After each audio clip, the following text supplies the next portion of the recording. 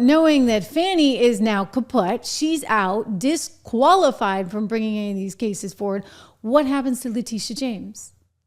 We'll go back to Mike Davis. just one more time for that.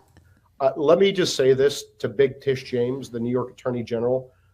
I dare you to try to continue your lawfare against President Trump in his second term, because listen here, sweetheart, we're not messing around this time, and we will put your fat ass in prison for conspiracy against rights. And I promise you that. So think long and hard before you want to violate President Trump's constitutional rights or any other American's constitutional rights. It's not going to happen again.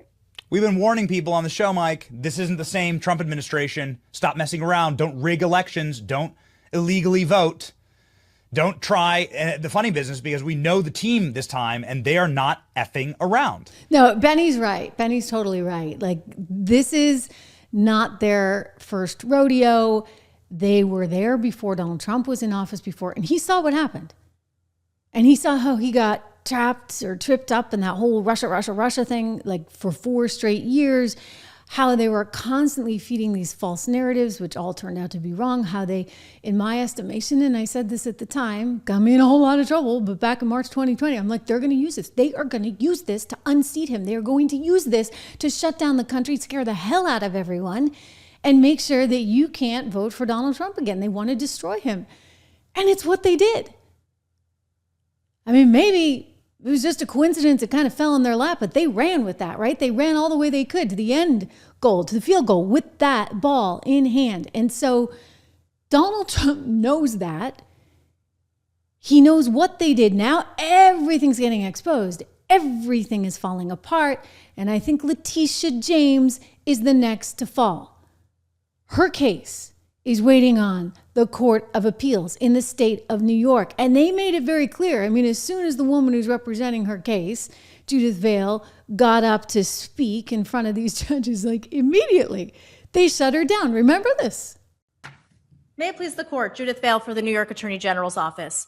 All of the defendants repeatedly violated... Ms. Vale, can you identify any previous case in which the Attorney General sued under Executive Law 6312 to upset a private business transaction that was between equally sophisticated partners, where the supposed victim had the ability and legal obligation to discover the allegedly misrepresented matters by conducting its own due diligence, where the supposed wrongdoer advised the supposed victim through written disclaimers to conduct its own due diligence and to draw its own conclusions, where the alleged misrepresentation almost entirely concerned inherently subjective valuations of properties and businesses. Yes.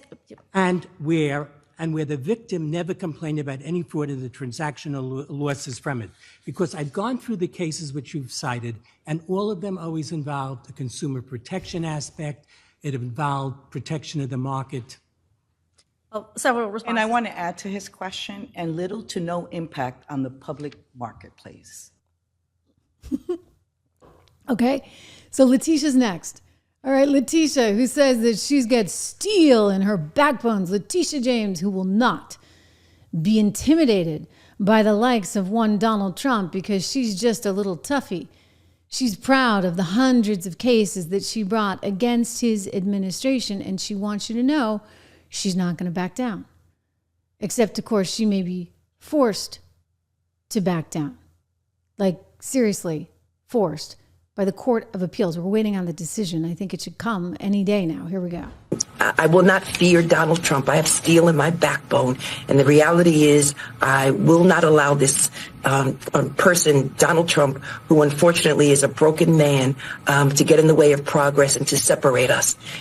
4 days after a judge ordered. Yeah. Letitia, I hate to break it to you, honey, but you're going exactly the way of Fani. This stuff is getting shut down. All of these cases.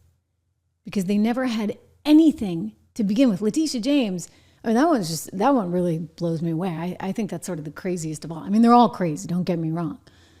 And maybe it's just my background in business journalism that I really just, I'm like, in background on Wall Street, I'm like, who are you, Letitia, to decide how much a particular property is worth and thus how much Deutsche Bank should be willing to lend one Donald Trump. You're going to stick your nose in the middle of that transaction? I mean, it literally makes no sense. And she needs to pay the price for that.